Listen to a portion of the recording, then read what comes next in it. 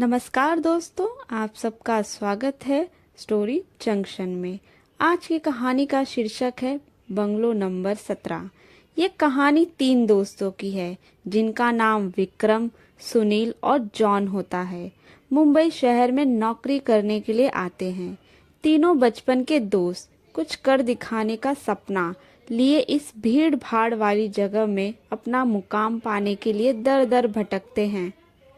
उन्हें कोई भी रास्ता नजर नहीं आता। अपने छोटे से गांव में रहकर कॉलेज की पढ़ाई करने वाले सुनील और विक्रम ने कभी सोचा भी नहीं था कि सफलता पाने के लिए इतना दर्द झेलना पड़ता है। वहीं जॉन अपने पापा के बिजनेस में पहले से ही संघर्ष कर चुका था, जिस वजह से उसे इन सब चीज़ों की आदत हो गई थी। जॉन अच्छे से जानता था कि सफलता इतनी आसानी से नहीं मिलती, क्योंकि उसने अपने पापा को दिन रात मेहनत करते हुए देखा था। तभी तीनों को सुबह से भटकते भटकते शाम हो जाती है, लेकिन ना कोई नौकरी, ना ही कोई रहने का ठिकाना। तीनों मायूस होकर एक छोटे से होटल में खाना खाते हैं। दरअसल उनके पास कोई खास पैसा भी नहीं होता। वह तो सिर्फ अपनी 1-2 दिन की व्यवस्था बनाकर निकले थे। उन्हें लगा था कि आते आते कोई ना कोई काम तो मिल ही जाएगा।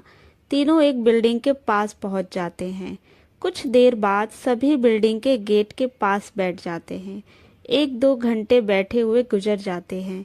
तभी बिल्डिंग के चौकीदार की नज़र उन पर पड़ती है और वह जोर की आवाज़ में उन्हें डांटते हुए कहता है, कौन हो तुम लोग, यहाँ क्यों बैठे हो?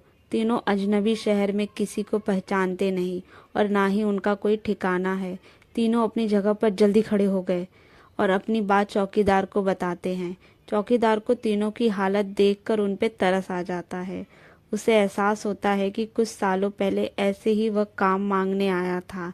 तब किसी ने उसे सहारा नहीं दिया था और आज कम से कम वह इतने बड़े शहर में छोटे से काम के साथ जीवन यापन कर रहा है। जॉन उन तीनों में थोड़ा समझदार होता है। वह चौकीदार से कहीं रहने की जुगाड़ की बात कहता है, क्योंकि उसे पता है कि अभी उसकी हालत किराए देने की भी नहीं है। तभी चौकीदार अपने एक दोस्त को फोन करता है, जो वहीं से कुछ ही दूर बंगला नंबर 17 में साफ सफाई का काम करता है। चौकीदार अपने दोस्त को सारी बात बताता है। तभी उसका दोस्त कहता है कि मेरे साहब तो अपने परिवार के साथ 2 महीने के लिए बाहर गए हैं, तब तक मैं रहने का इंतजाम कर सकता हूँ। यह बात सुनकर तीनों दोस्त बहुत खुश हो जाते हैं और वह जल्दी से चौकीदार से कहते हैं कि आप हमें बता दीजिए हम उनके पास कैसे पहुँच सकते हैं। चौकीदार कहता है कि वह बंगला थोड़ा दूर है, रात को वहाँ कोई टैक्सी ऑटो नहीं मिलता। आज तुम लोग यहीं रुक जाओ, कल सुबह चले जाना। तीनों उसकी बात मान जाते हैं। सुबह उठते ही तीनों चौकीदार के साथ बंगले में पहुँच जाते हैं। बंगले की खूबसूरती देखकर तीनों दोस्त हक्का बक्का रह जाते हैं। उन्हें यकीन नहीं होता कि उन्हें इतने अच्छे बंगले में रहने का मौका मिलेगा। बंगले का नौकर तीनों दोस्तों को गेस्ट रूम में ले जाता है। तीनों दोस्त रूम में पहुंचकर राहत की सांस लेते हैं।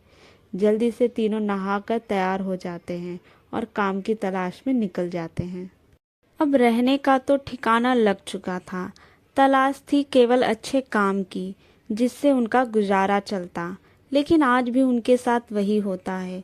सुबह से शाम हो जाती है, लेकिन तीनों हताश होकर वापस अपने स्थान पर आ जाते हैं। नौकर तीनों के लिए खाने का इंतजाम करके रखता है, जिससे उन्हें बहुत ही राहत मिलती है।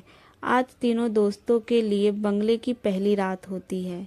रात को 12 बजते ही अचानक विक्रम की नींद खुल जाती है और वह अपने आप को बंगले के तहखाने में पाता है, जहाँ पुराना सामान इकट्ठा करके रखा हुआ था। उसे समझ में नहीं आता कि वह यहाँ कैसे पहुँचा। तभी वह घबराहट में अपने दोस्तों को आवाज़ लगाता है, लेकिन किसी को कुछ सुनाई नहीं देता। तभी उसके कानों में सब कुछ सुनाई देना बंद हो जाता है और सिर्फ एक औरत की रोने की आवाज़ आती है। विक्रम चिल्लाकर पूछता है, कहाँ हो तुम, क्यों रो रही हो? अगले ही पल विक्रम अपने बिस्तर में होता है। वह डर के कारण पसीने से लथपथ हो जाता है। वह अपने दोस्तों को जगाता है। सुनील और जॉन दोनों उसकी बात का मजाक उड़ाते हैं और कहते हैं तुमने कोई सपना देखा होगा। इस बंगले में तो हमारे अलावा कोई भी नहीं है। और विक्रम भी अपने दोस्तों की बात सुनकर यकीन करके इस घटना को भूल जाता है और नज़रअंदाज कर देता है। सुबह उठते ही तीनों दोस्त फिर से तैयार होकर काम ढूंढने निकल पड़ते हैं।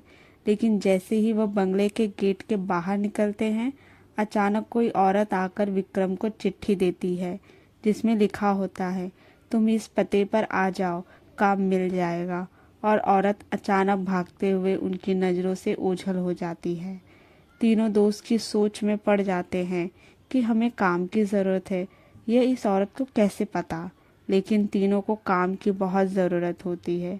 उन्हें लगता है कि भगवान ने उनकी मदद करने के लिए किसी को भेजा होगा और तीनों उसी दिशा में आगे निकल जाते हैं जहाँ का पता उस कागज में लिखा होता है। वहाँ पहुँचते ही उन्हें एक बहुत ही बड़ी बिल्डिंग दिखाई देती है। दरअसल यह बहुत बड़ी कंपनी होती है और तीनों कंपनी के गेट पर पहुँचते हैं और वहाँ के सिक्योरिटी गार्ड को चिट्ठी दिखाते हैं। सिक्योरिटी गार्ड चिट्ठी नियुक्त विभाग के पास भेज देता है और जैसे ही प्रबंधक को वह चिट्ठी मिलती है तो उसमें उनके मालिक की साइन होती है। वह उन तीनों से पूछता है आप हमारे मालिक को कैसे जानते हैं? तभी विक्रम जवाब देते हुए कहता है मैं तुम्हारे बॉस का दोस्त हूँ। अब प्रबंधक के पास उनको नौकरी देने के अलावा और कोई विकल्प नहीं था, क्योंकि कंपनी के मालिक का साइन जो इस चिट्ठी पर मौजूद था। कंपनी के मालिक 7 दिनों की ट्रिप पर विदेशी कंपनियों के दौर में थे और उस बीच उनसे कोई संपर्क नहीं था। इसलिए प्रबंधक ने उन तीनों को काम पर रख लिया और अपने साथ उन्हें काम की जगह दिखाने ले गया। लेकिन विक्रम अचानक ही दूसरे रास्ते की तरफ मुड़ जाता है और वह सीधे बॉस के चेंबर के सामने पहुंचता है और दरवाजे के ताले को पासवर्ड से खोल देता है। कंपनी का प्रबंधक यह देखकर आश्चर्यचकित रह जाता है। उसे यकीन ही नहीं होता कि जो पासवर्ड केवल कंपनी के मालिक को पता है, वह इसे कैसे पता चला। अब प्रबंधक उसे कोई खास आदमी समझने लगता है। उसे यकीन हो जाता है कि हो ना हो यह व्यक्ति बॉस का बहुत ही खास है और उनके द्वारा ही भेजा गया है। अंदर जाने की उसने इजाज़त दे दी। जॉन और सुनील यह सब देखकर समझ नहीं पाते कि विक्रम को यह सब कैसे पता। तभी अचानक विक्रम सभी को बॉस के चैम्बर से बाहर जाने को कहता है और चैम्बर का दरवाज़ा बंद कर देता है। कुछ ही घंटों के बाद प्रबंधक को बॉस का फ़ोन आता है और बॉस प्रबंधक से पूछता है कि मेरे कंप्यूटर को किसी ने इस्तेमाल किया था। तभी प्रबंधक सारी बात बता देता है। बॉस गुस्से में मैनेजर को बोलता है जल्दी से जाओ और उसे रोको, नहीं तो मैं बर्बाद हो जाऊंगा। और जैसे ही प्रबंधक चैम्बर के दरवाज़ा खोलता है तो वह देखता है विक्रम बेहोश पड़ा है। तभी प्रबंधक अपने सुरक्षा कर्मियों से उसे उठाने को कहता है और कुर्सी पर वापस बैठाता है। तभी विक्रम को होश आता है। प्रबंधक गुस्से में विक्रम को बोलता है तुमने क्या किया? मेरे बॉस बहुत नाराज हैं। लेकिन विक्रम को कुछ भी याद नहीं था कि वह अपने बंगले के गेट से यहाँ तक कैसे आया। दरअसल वह बंगला पहले उसी बॉस का होता है और बॉस ने बंगले को अपने ऑफिस की एक लड़की के लिए खरीदा था और कभी कभी साथ रहता था, जो कि उसके कंपनी में काम करती थी। बॉस पहले से ही शादीशुदा था और यह बात अच्छे से जानता था कि एक न एक दिन वह लड़की उसके लिए खतरा बन सकती है। इसलिए वह उसकी निजी अश्लील वीडियो रिकॉर्ड कर लेता है और जब एक दिन लड़की को यह बात पता चलती है तो दोनों में खींचातानी करते हुए लड़की के सर में चोट लग जाती है और वह दम तोड़ देती है। बॉस बंगले के गार्डन में ही लड़की को दफना देता है और लड़की की मौत के साथ ही उसका राज भी दफन हो जाता है। लेकिन जब उस बंगले में तीनों दोस्त आते हैं तो विक्रम गार्डन में घूमते घूमते उस जगह पर पाँव रख देता है जहां उस लड़की को दफनाया गया था, जिस वजह से उस लड़की का सीधा संपर्क विक्रम से हो जाता है। वह विक्रम के अंदर प्रवेश कर जाती है और उसे काबू में करके अपना बदला लेने के लिए ऑफिस प्रवेश करवाती है और बॉस की काली करतूत को इंटरनेट में वायरल कर देती है। बॉस को विदेश से ही गिरफ्तार कर लिया जाता है। उसका काला चिट्ठा सबके सामने खुल जाता है और वो बेनकाब हो जाता है। उस लड़की ने मरने के बाद भी अपना बदला ले लिया था।